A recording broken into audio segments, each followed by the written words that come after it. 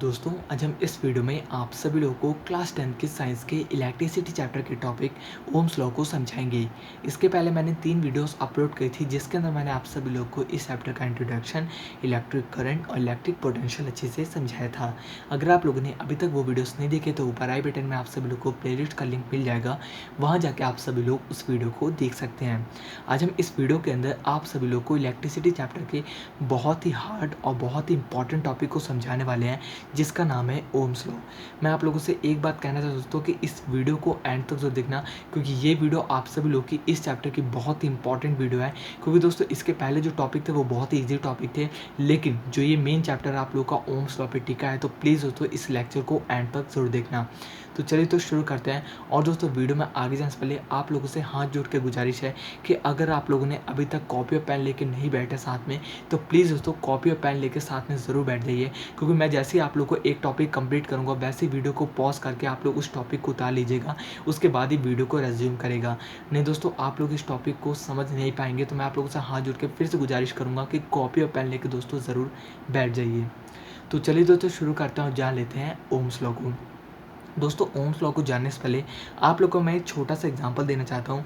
दोस्तों ये जो स्क्रीन पे आप लोग को बॉक्स दिख रहे हैं, ये 2 टैंक है, ठीक है दोस्तों। ये सेम अमाउंट के टैंक है। ये भी 500 लीटर का आप लोग टंकी मान सकते हैं, ये भी आप लोग की 500 लीटर की टंकी है। जहाँ तो दोस्तों आप लोग यहाँ पे सोचोगे ये बड़ी टंकी बन रखी है, छोटी टंकी बन रखी है, लेकिन दोस्तों ये तो कॉपी का आर्ट है, मेरे मतलब जो है ड्राइंग थोड़ी सी मतलब सही नहीं है। तो यहाँ पे दोस्तों आप लोग का ये सेम अमाउंट की टंकी, आप लोग इसको यही मान के चलिए। कौन से हमें असली टंकी यहाँ पे दिखानी है दोस्तों, तो ये सेम अमाउंट की यहाँ पे टंकी है, ये भी 500 लीटर की है, ठीक है। ये भी आप लोग की 500 लीटर की है। अब दोस्तों मैंने आप लोग को सेम अमाउंट की 2 टंकियाँ दी। अब दोस्तों जो 500 लीटर की पहली टंकी थी, टंकी 1, उस टंकी में मैंने दोस्तों यहाँ पे आधा पानी ख़त्म कर दिया और आधा पानी ही बाकी है। अब दोस्तों जो आपकी टंकी 2 है वो भी 500 लीटर की है, लेकिन दोस्तों ये पूरी की पूरी ऊपर तक 500 लीटर तक भरी हुई है। अब दोस्तों आप लोग से मैं यहाँ पे एक चीज़ पूछना चाहूँगा कि इन दोनों टंकियों में सबसे ज़्यादा तेज पानी किससे निकलेगा। अगर मैं यहाँ पे टोटी लगा दूँ, यहाँ पे मान लीजिए नलका लगा हुआ है, टोटी नल जिसे कहते हैं, तो यहाँ पे अगर मैं नल लगा दूँ तो सबसे तेज़ फ्लो में पानी किससे गिरेगा। आप लोग मेरे को नीचे कमेंट बॉक्स में कमेंट करके ज़रूर लिख के बताएं। आप लोगों ने एकदम सही सोचा दोस्तों, दूसरी टंकी जो है उससे ज़्यादा तेज़ पानी निकलेगा। ऐसा क्यों, आप लोग इसको जो है अपने घर में भी यहाँ पे ट्राई कर सकते हैं। आप लोग देखिए कि जिस दिन आप लोग अपनी टंकी भरते हैं, उसके बाद जैसे आप लोग की टंकी खाली हो जाती है, आप लोग की टंकी में थोड़ा स्मॉल अमाउंट ऑफ वाटर बचा होता है, तो आप लोग देखते हैं कि नल का जब आप लोग होते हैं अपने घर का, तो बहुत ही मतलब जो है ठक ठक ठक ठक करके मतलब नल निकलता है, पानी बहुत ही स्लो पानी निकलता है, एकदम चूता रहता है। और वैसे ही अगर आप लोग की टंकी फुल भरी होती है तो ऐसे तेज़ पानी आता है प्रेशर से, जितना आपका नल की स्पीड होगी उतनी स्पीड से आप लोग का पानी आता है। तो ये उसका सबसे अच्छा एग्जाम्पल है। तो आप लोगों ने एकदम सही सोचा दोस्तों कि शावर 2 जो है उससे बहुत ज़्यादा मात्रा में आप लोग का पानी निकल रहा है। तो यहाँ पे आप लोग क्या कहेंगे, जैसे मैंने पोटेंशियल के अंदर समझाया था कि आप लोग की जो टंकी 2 है वो उसके पास ज़्यादा पोटेंशियल है, ठीक है। S2 मतलब शावर 2 हैज़ मोर पोटेंशियल और S1 के पास जो है वो बहुत ही कम पोटेंशियल है, ठीक है। तो आप लोग यहाँ पे देख सकते हैं कि S2 नाम की जो टंकी है उसके पास मोर पोटेंशियल है, क्योंकि उसके पास ज़्यादा अमाउंट ऑफ वाटर है, ठीक है। तो so water flow will be very fast and heavy. अब यहाँ पे आप लोग देख सकते हैं कि हाइट 1 और हाइट 2, पानी की हाइट किस में ज़्यादा है, हाइट 2 में ज़्यादा है, S2 में। फ्लो किस में ज़्यादा होगा, S2 में। तो यहाँ पे मैंने एरो बना रखा है। तो ये हमारा था दोस्तों एक तरह से ओम्स लॉ का एक टॉपिक है। आप लोग इसको समझोगे कब, जब मैं आप लोग को आगे लेक्चर में अच्छे से समझाऊंगा। तो ये एक तरह से आप लोग को यहाँ पे समझाने के लिए था, लेकिन आपको आगे इसके बारे में अच्छे से समझ में आएगा। तो मैं यहाँ पे आप सभी लोग को ओम्स लॉ स्टार्ट करता हूँ। तो ओम्स लॉ की मैंने यहाँ पे एक डेफिनेशन लिखी, flow of a current across 2 end of a conductor is directly proportional to magnitude of potential difference. यहाँ पे लिखा हुआ है दोस्तों कि आप लोग का जो पोटेंशियल डिफरेंस है उसके डायरेक्टली प्रोपोर्शनल होता है आप लोग का क्या, करंट। तो ये बात बताई गई है। मैं आप लोग को बताता हूँ कि जितना आप लोग को मैं बताना चाहता हूँ, यहाँ पे एक जो यहाँ पे चीज़ लिखी हुई है प्रोपोर्शनल, इसके बारे में दोस्तों बच्चों को नहीं पता होता, और अक्सर आप लोग यहाँ पे टीचर भी आप लोग के बोलते रहते हैं पोटेंशियल पोटेंशियल पोटेंशियल। बच्चे सोचते हैं पोटेंशियल होता क्या है। मैं आप लोग को बताता हूँ इस पोटेंशियल का मतलब क्या है। जैसे कि यहाँ पे आप लोग को बताया गया है कि वी, आप लोग का वी जो है पोटेंशियल डिफरेंस आप लोग का डायरेक्टली प्रोपोर्शनल, डायरेक्टली क्या बताऊंगा, ठीक है, डायरेक्टली प्रोपोर्शनल है आप लोग के आई से। तो डायरेक्टली प्रोपोर्शनल का मतलब दोस्तों ये होता है कि जितना अमाउंट वी, जितना वी बढ़ेगा उतना ही आई बढ़ेगा। मतलब वी जितना बढ़ेगा, मतलब वी मान लीजिए कोई एक बंदा है, वो अगर 10 किलोमीटर चल रहा है तो आई को भी 10 किलोमीटर ही चलना पड़ेगा। और आई अगर यहाँ पे 5 किलोमीटर चल रहा है तो वी भी आप लोगों का 5 ही किलोमीटर चलेगा। तो मतलब जितना वी बढ़ रहा है उतना आई बढ़ेगा, जितना आई बढ़ रहा है उतना वी बढ़ेगा, या वी जितना कम हो रहा है उतना ही आई कम होगा। इसको हम लोग डायरेक्टली प्रोपोर्शनल से आप लोग को बताते हैं। तो इसका मतलब यही होता है कि दोस्तों जितना वी बढ़ाओगे उतना आई बढ़ेगा, यही चीज़ का मतलब होता है दोस्तों डायरेक्टली प्रोपोर्शनल। कोई भी चीज़ को रिलेटेड आप लोग कहीं भी लिखा है तो यही इसका मतलब होता है। तो बहुत ही ईजी है, आप लोग बिल्कुल भी टेंशन मत लीजिए। और इसकी दूसरी डेफिनेशन क्या है ओम्स लॉ की, कि potential difference across two end of a conductor is directly proportional to magnitude of a current. ठीक है, तो इस लाइन के अंदर यही लिखा हुआ है कि आप लोग का जो पोटेंशियल डिफरेंस है वो डायरेक्टली प्रोपोर्शनल होता है आप लोग के आई से। अब यहाँ पे मेन बात आती है कि आप लोग को एक फॉर्मूला मिलेगा, जैसे कि अगर हम v जो आपका डायरेक्टली प्रोपोर्शनल आई के है, अगर हम उसको इक्वल टू में बदलेंगे, क्योंकि हमें इक्वल टू में बदलना ही पड़ेगा क्योंकि फॉर्मूला आएगा इसके आगे ड्राइव होके।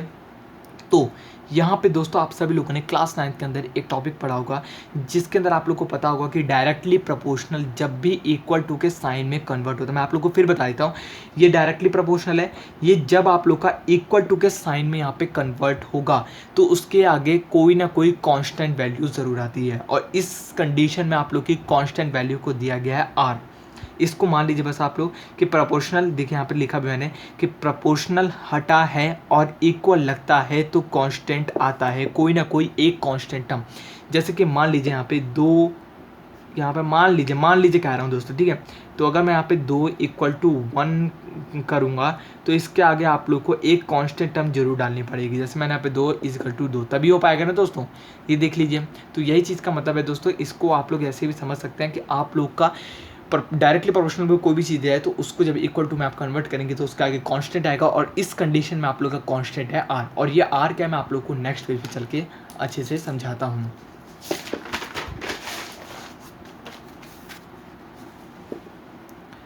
दोस्तों जैसा कि आप सभी लोग स्क्रीन पे देख सकते हैं कि मैंने यहाँ पे फिर से भी लिखा हुआ है कि v is directly proportional to I, और v को जब यहाँ पे इक्वल टू के साइन बदला तो r आया। और ये r क्या है आप लोग का, रेजिस्टेंस ऑफ अ कंडक्टर।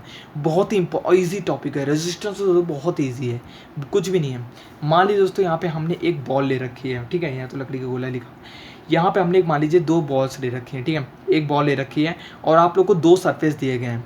अब आप लोग मेरे को ये बताइए नीचे कमेंट बॉक्स में फिर से कमेंट करके कि किस सरफेस से जल्दी बॉल जो है वो नीचे आएगी। आएगी दोनों से बॉल नीचे, लेकिन फटाक से सट्ट से नीचे किस मतलब जो है वो किस जो है उससे आएगी, ये जो आप लोग को दिख रहा है, ठीक है, सरफेस से। तो यहाँ पे आप लोग का सही आंसर होगा कि बी वाले से ज़्यादा आएगी। अगर मैं इस, ठीक है, बी वाले से आप लोगों की जो गोला है वो जल्दी आएगा। लेकिन दोस्तों मैं आप लोगों से एक बार फिर से बोलना चाह रहा हूँ कि आप लोगों ने यहाँ पे सही सोचा कि अगर मैं यहाँ पे बॉल डालूंगा तो ये धीरे आएगा, बेसिकली यहाँ पे सट से गिर जाएगा, ठीक है। अब लेकिन मैं आप लोगों से यहाँ पे बताना चाहता हूँ कि अगर मैं यहाँ पे बी वाले में, मान लीजिए बी वाले में मैंने ऐसे यहाँ पे गोला रखा है और यहाँ पे बड़े बड़े गड्ढे, बड़े बड़े मस्त बड़े बड़े गड्ढे रखे, अब बताइए दोस्तों कि क्या बी वाले में अब बॉल आ पाएगी? बॉल हिल भी नहीं पाएगी, बॉल आ ही नहीं सकती, क्योंकि इतने बड़े बड़े हैं, वो वहीं आके टक से रुक जाएगी एक जगह। तो अब मेरे को आप बताइए कि गड्ढे क्या है। इस गड्ढे को दोस्तों हम लोग क्या कहते हैं, मैं आप लोग को समझाता हूँ। अगर मैं इसमें गड्ढे डाल दूँ तो क्या होगा, बात को बता दिया। अब दोस्तों यही कंडीशन होती है रेजिस्टेंस के साथ, ठीक है। मतलब कि इसमें रेजिस्टेंस होता है क्या, मैं आप लोगों को बताना चाहता हूँ। रजिस्टर बेसिकली करंट को रोकता है, रोकने का काम करता है। मतलब कि दोस्तों आप लोग यहाँ पे देख सकते हैं कि जैसे कि अगर आई ज़्यादा है और आर कम है, आप लोगों को किसी भी क्वेश्चन के अंदर, किसी भी मतलब जो क्वेश्चन के अंदर आप लोगों को करंट ज़्यादा दे दिया है, ये करंट है और ये आपका रेजिस्टेंस है। अगर आप लोगों को करंट ज़्यादा दिया गया है तो रेजिस्टेंस ऑटोमेटिकली कम ही दिया जाएगा, क्योंकि उसमें रेजिस्टेंस कम होगा। और रेजिस्टेंस अगर आप लोग को ज़्यादा दिया गया है तो उसके अंदर करंट बहुत ही कम फ्लो करेगा। इसका मतलब ये है कि दोस्तों जो रेजिस्टेंस है वो आप लोग की करंट की फ्लोएबिलिटी को रोकता है। मतलब कि ये आप लोग मान सकते हैं कि यहाँ पे कोई रेजिस्टेंस नहीं था, यहाँ पे प्रॉपरली मज़े से ऐश करके दोस्तों यहाँ पे करंट जो अपना नीचे जा रहा था। लेकिन जैसे यहाँ पे गड्ढे डाल दिए, रेजिस्टेंस नाम के गड्ढे डाल दिए, तो ये करंट को आने में नीचे बहुत दिक्कत हो रही है, बहुत दिक्कत हो रही है। अगर आ भी पा रहा है तो बहुत दिक्कत के मारे आ पा रहा है। तो यही चीज़ बताई गई है। जैसे कि आप लोग मान सकते हैं कि आप लोग हाईवे पे जाते हैं, ठीक है, आप लोग हाईवे पे जाते हैं तो गाड़ी कैसे भगाते हैं, साइकिल कुछ भी आप लोग के पास कैसे भगाते हैं, सक सक एकदम तेज़ तेज़ भगाते हैं। वैसे अगर आप लोग को फुल ऊबड़ खाबड़ वाले रास्ते में अगर आप लोग को मैं दे दूँ गाड़ी पे, तो आप लोग क्या भगाओगे? नहीं भगाओगे, क्योंकि आप लोग को बताएगा भगाऊंगा तो ठक ठक ठक ठक हिलते हिलते हिलते हिलते कुछ भी हो सकता है, गाड़ी के बम्पर में कुछ छेद हो सकता है, तो बहुत सारी चीज़ें हो सकती हैं। तो यही बात है दोस्तों कि आप लोग को सरफेस में जब तेज़ भगाया जाए तो उस कंडीशन में वैसे करंट खुश रहता है, लेकिन अगर आपके रेजिस्टेंस डाल दिए, मतलब गड्ढे डाल दिए गए, तो आप लोग को आने में दिक्कत हो जाएगी। तो उसको हम कहते हैं रेजिस्टेंस करंट की भाषा में। अब यहाँ पे आप लोगों ने देखा V = IR, ठीक है। R जो आप लोग का रेजिस्टेंस ऑफ अ सब्सटेंसेस है, ठीक है, मैंने आप लोगों को रेजिस्टेंस के बारे में समझा दिया अच्छे से। अब ओम्स लॉ को अगर आप लोगों को ग्राफ बोला जाए तो आप लोग यहाँ पे नॉर्मली ऐसे ग्राफ बना सकते हैं। ओम्स लॉ को ग्राफ है ये, हर समय दोस्तों V आप लोग का नीचे रहेगा, I करंट ऊपर ही आएगा। मतलब कि यहाँ पे आप लोग देख सकते हैं कि पोटेंशियल डिफरेंस पे आप लोग का करंट डिपेंड करेगा। ये नहीं कि करंट पे आप लोग का पोटेंशियल डिफरेंस डिपेंड कर रहा है। जैसे कि यहाँ पे आप लोग देख सकते हैं कि पोटेंशियल डिफरेंस पे आप लोग का करंट जो है वो डिपेंड कर रहा है, मतलब पोटेंशियल डिफरेंस नीचे है, मतलब बेस बना रखा है, तभी वो करंट आज जो है खड़ा हो पाया है। तो ये आप लोग का ग्राफ है, बेसिकली समझने के लिए है और नॉर्मली। अब यहाँ पे हम लोग आ चुके हैं, जैसे कि आप लोगों को अभी दिखाया कि फॉर्मूला जो V = I और R, ठीक है। तो ये आप लोग का मैंने शुरुआत में आप लोगों ने इसी चीज़ को देखा कि हम लोगों ने जब डायरेक्ट मोशन साइन हटाया तो R आ गया था, ठीक है। अब यहाँ पे जो लिखा हुआ है दोस्तों R = V और I, मैंने आप लोग को अभी पीछे समझाया ना दोस्तों, क्या समझाया था दोस्तों कि रजिस्टेंस, तो आप लोग यहाँ पे देखिए कि आप लोग का जो पोटेंशियल डिफरेंट है उस पर डिपेंड करेगा आपका करंट, ठीक है। तो आप लोग का V जो है वो ऊपर रहेगा और करंट नीचे रहेगा, क्योंकि यहाँ पे लिखा हुआ है, मैंने फिर से दिखा देता हूँ, पोटेंशियल डिफरेंस पे करंट डिपेंड करता है। तो इसी चीज़ को लेकर के यहाँ पे आप लोग का लिखा हुआ है दोस्तों कि R = VI, पोटेंशियल डिफरेंस पे करंट डिपेंड कर रहा है। कंडक्टर इलेक्ट्रिसिटी या फिर जो आप लोग का इलेक्ट्रिसिटी है और इस रजिस्टेंस, ठीक है, अगर रजिस्टेंस आप लोग के करंट में ज़्यादा है तो करंट कम फ्लो करेगा, और करंट ज़्यादा है तो रजिस्टर कम, तो करंट तेज़ फ्लो करेगा। मतलब इसमें लिखा हुआ है दोस्तों कि अगर आप लोग के कोई भी कंडक्टर में, कोई भी मेटल किसी भी कंडक्टर में आप लोग के अगर रजिस्टेंस डाल दिया गया है तो उसमें करंट बहुत ही कम फ्लो करेगा, और अगर करंट के अंदर, कंडक्टर के अंदर रजिस्टेंस नहीं है तो वो तेज़ी में फ्लो करेगा, कौन सा? करंट। तो ये चीज़ आप लोग इसको नोट कर सकते हैं, जैसे कि मैंने आप लोग को लिख करके दिखाया हुआ है। अब यहाँ पे आप लोग देख सकते हैं वही ऊपर वाला formula R = V/I, potential difference पे करंट डिपेंड करता है। तो पोटेंशियल डिफरेंस को आप लोग को बताया ऐसे यूनिट क्या है? वोल्ट। I की क्या है? करंट की एम्पियर। R की क्या है? ऐसा यूनिट, ये याद रखिए। रेजिस्टेंस की ऐसा यूनिट है ओम्स लॉ। और यही चीज़ जो मैंने आप लोग को फर्स्ट में एक शावर वाला एग्जांपल दिया था, वो शावर वाला एग्जांपल इसीलिए आप लोग को दिया गया था क्योंकि यही चीज़ को निकाल लिया था उन्होंने, किस भाई ने? ओम भाई ने, हमारे ओम भाई ने इसको निकाला था। क्या कि जिसके अंदर अगर मान लीजिए उसके अंदर जो है ज़्यादा, अगर उसमें पोटेंशियल होगा, किसी भी चीज़ में अगर ज़्यादा पोटेंशियल है, उसके अंदर पानी का पोटेंशियल ज़्यादा था तो उसमें से ज़्यादा तेज़ी में फ्लो कर रहा था पानी। लेकिन अगर जिसके अंदर पोटेंशियल कम है तो उसके अंदर से जो है स्पीड भी कम हो जाएगी। तो यही चीज़ को डिस्कवर करता हमारे ओम्स भाई में। और ओम्स भाई का यहाँ पे जो साइन होता है वो इस टाइप का होता है, आप लोग इसको कुछ भी मान सकते हैं, ठीक है। तो ये इस तरह का आप लोग का साइन होता है, और ऐसा यूनिट ऑफ रेजिस्टेंस इज ओम। तो ओम का यहाँ तक आप लोगों का बहुत ही ईजी टॉपिक था जो कि कंप्लीट हो चुका है। आप चलते हैं नेक्स्ट टॉपिक पे। कंप्लीट ईजिली मैं आप लोगों को कंप्लीट करूँगा, बिल्कुल टेंशन लेने की ज़रूरत नहीं है। अब यहाँ पे मैंने 3 चीज़ें लिखी हुई हैं, फर्स्ट, सेकेंड, थर्ड, ठीक है। पहला कंडक्टर, दूसरा रजिस्टर, तीसरा है इंसुलेटर। अब आप लोग यहाँ पे देख सकते हैं कि यहाँ पे मैंने कंडक्टर दे रखा है। कंडक्टर दोस्तों वो सब्सटेंस होते हैं, जैसे कि मैंने आप लोग को पिछले लेक्चर में कंप्लीट कराया था कंडक्टर। आप लोगों ने अगर उसको रीड करा होगा तो ठीक है, लेकिन फिर भी नहीं करा तो मैं फिर बता देता हूँ। कंडक्टर वो चीज़ होती है दोस्तों जिसके अंदर से करंट आसानी से फ्लो हो जाता है, और इसके अंदर रजिस्टेंस जो होता है वो बहुत ही कम होता है या फिर होता ही नहीं है। कंडक्टर जिसके अंदर आप लोग के आयरन, बहुत सारी चीज़ों, और जिस तरह के आप लोग जो कि तारे लगते, सबसे ज़्यादा कंडक्टर वो होता है दोस्तों सिल्वर। सिल्वर के अंदर रजिस्टेंस होता ही नहीं शायद, हाँ सिल्वर के अंदर। सिल्वर बहुत ही बढ़िया कंडक्टर है, बहुत ही बढ़िया इलेक्ट्रिक का सोर्स है, ठीक है। तो ये बात बताई गई दोस्तों कि कंडक्टर आप लोग का पूरी तरीके से यहाँ पे मान सकते हैं कि फ्लैट रोड की तरह होता है, कि जहाँ से गाड़ी ऑटोमेटिक हाईवे की तरह गुजर जाए। अब रजिस्टर क्या होता है दोस्तों, रजिस्टर आप लोग के ये होते हैं स्पीड ब्रेकर। आप लोगों ने देखा होंगे कि गलियों में, रोडों पे स्पीड ब्रेकर बने होते हैं, और स्पीड ब्रेकर जैसे ही सामने आते हैं तो आप लोग को गाड़ी धीमी करनी पड़ती है, और आप लोग का जो मज़ा होता है वो किरकिरा हो जाता है, क्योंकि आप लोग आराम से भगाते हुए आ रहे थे, स्पीड ब्रेकर आया लगाओगे तो ब्रेक हल्का सा तो धीमी करोगे, ब्रेक नहीं लगाओगे, पूरी तरह रुकोगे नहीं। तो आप लोगों का यहाँ पे क्या है, रजिस्टर। रजिस्टर वो सब्सटेंसेस होते हैं जो कि करंट की फ्लोएबिलिटी को बहुत ही मात्रा में कम कर देते हैं, करंट की फ्लोएबिलिटी को बहुत मात्रा में कम कर देते हैं, तो उसको हम कहते हैं रजिस्टर। तो ये आप लोग के स्पीड ब्रेकर है। रुकेगी नहीं गाड़ी, गाड़ी रुकेगी बिल्कुल नहीं, लेकिन आप लोग को स्लो करनी पड़ जाएगी।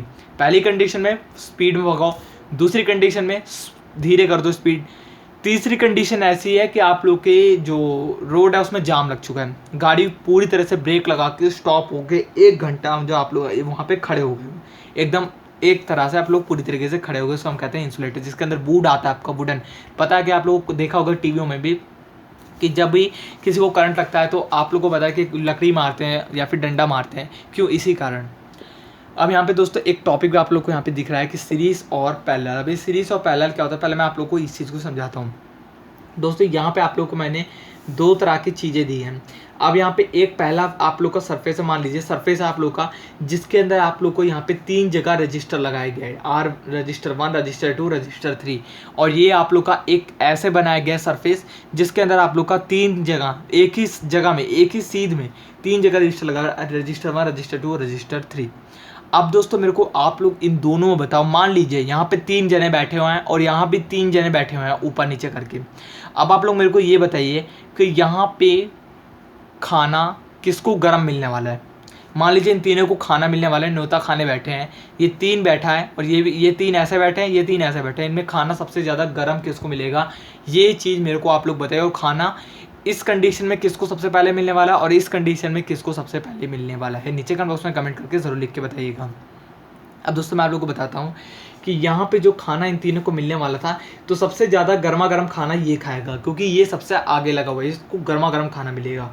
यहाँ तक आते आते थोड़ा सा खाना जो है वो ठंडा हो जाएगा, यहाँ आते आते भी आप लोग को खाना जो है वो उससे ज़्यादा ठंडा हो जाएगा, क्योंकि इन दोनों को गर्मा गर्म खाना मिल चुका है। तो समय लगा आने में, यहाँ से चल के आने में भी समय लगा। तो इस कंडीशन में आप लोग का जो खाना है सबसे ज़्यादा गर्म जो है वो R1 को मिलेगा, R2 को थोड़ा कम और R3 को कम। तो सबसे पहले R1 को ही मिलेगा। ये भी इसमें बात थी, 2 तरह की बात मैंने पूछी थी ना आप लोगों से। एक पूछा था कि किसको गर्म मिलेगा, तो R1 को गर्म भी मिलेगा, सबसे पहले किसको मिलेगा, R1 को ही पहले मिलेगा। अब दोस्तों यहाँ पे पैरेलल आप लोग को दिक्कत दे रखा है। अब दोस्तों इस कंडीशन में मैं आप लोगों को बताता हूँ, इन तीनों को ही गर्म खाना मिलेगा कैसे। अब आप लोग यहाँ पे सोच रहे हो कि भाई इन तीनों को ही गर्म कैसे मिलेगा, क्योंकि यहाँ से आप लोग का मान लीजिए अगर यहाँ से करंट आ रहा है तो यहाँ से करंट आएगा तो इसको पहले देगा करंट, फिर इसको करंट देगा, फिर इसको करंट देगा।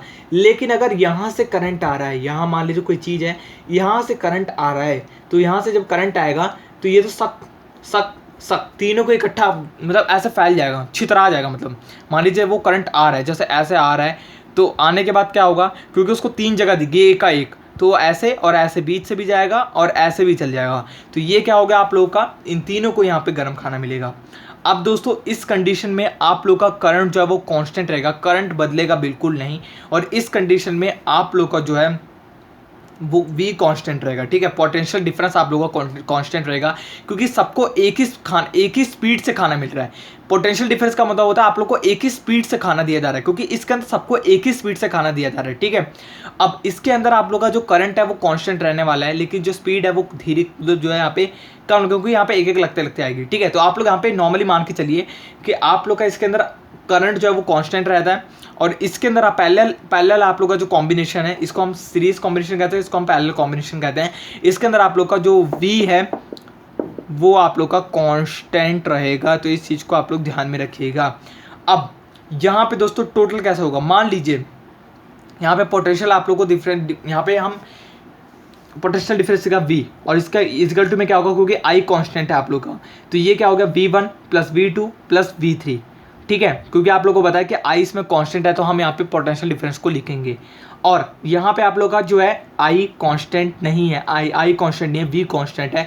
तो यहाँ पे आप लोग देख सकते हैं कि यहाँ पे उल्टा करना आप लोग को। तो यहाँ पे आप लोग लिखेंगे I equal to I1 + I2 + I3, ठीक है। फॉर्मूला आप लोग को याद है, V equal to IR, potential difference directly proportional हटाया तो इक्वल टू में IR कर दिया था, V इक्वल टू IR, ये आप लोग को फॉर्मूला याद होगा। अब दोस्तों यहाँ पे आप सभी लोग इसको पुट करेंगे इसी फॉर्मूले के अंदर। अब दोस्तों यहाँ पे आप लोग देख सकते हैं कि V की वैल्यू आप लोग को IR दी गई है ना, तो हम V की जगह IR भी तो पुट कर सकते हैं। जैसे कि यहाँ पे V की जगह हमने IR को पुट कर दिया, तो V1 की जगह क्या आएगा आप लोगों का IR1। जैसे V इक्वल टू IR आप लोग को पता है, तो IR1 हो गया, IR2 हो गई, IR3 हो गया।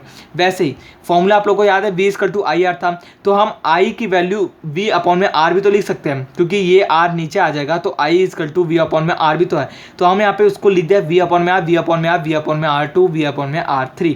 तो ये क्या हो गया दोस्तों, आप लोग जब इसको यहाँ पे करोगे तो यहाँ पे आप लोग ब्रैकेट लगाओगे, क्योंकि आई सब में कांस्टेंट है, आप लोग को यहाँ पे पता है आई सब में कांस्टेंट है, तो हमने आई को कॉमन ले लिया बाहर। आई को कॉमन लेने के बाद तो R1 R2 R3 ब्रैकेट के अंदर बंद हो गए, तो आई से आप लोग का आई कट गया, तो R इक्वल टू आप लोग का आ गया R equal to R1 + R2 + R3। इसके अंदर आप लोग का क्या आ गया दोस्तों, इसके अंदर आप लोग का आ गया कि यहाँ पे इसको जब हमने V को कॉमन ले लिया तो यहाँ पे V से V कट गया, तो ये क्या बचा 1 अपॉन में R इक्वल टू 1 अपॉन में R1, 1 अपॉन में R2, 1 अपॉन में R3। तो ये आप लोग का क्या हो गया दोस्तों, पैरेलल कॉम्बिनेशन एक हो गया कंप्लीट, और सीरीज कॉम्बिनेशन आप लोगों का कंप्लीट हो गया। इसके अगले लेग में आप लोगों से एक बात और कहना चाहता हूँ, नीचे डिस्क्रिप्शन में आप लोगों को इंस्टाग्राम का लिंक मिल जाएगा, वहाँ जाके हमें ज़रूर अपने डाउट पूछा करिए।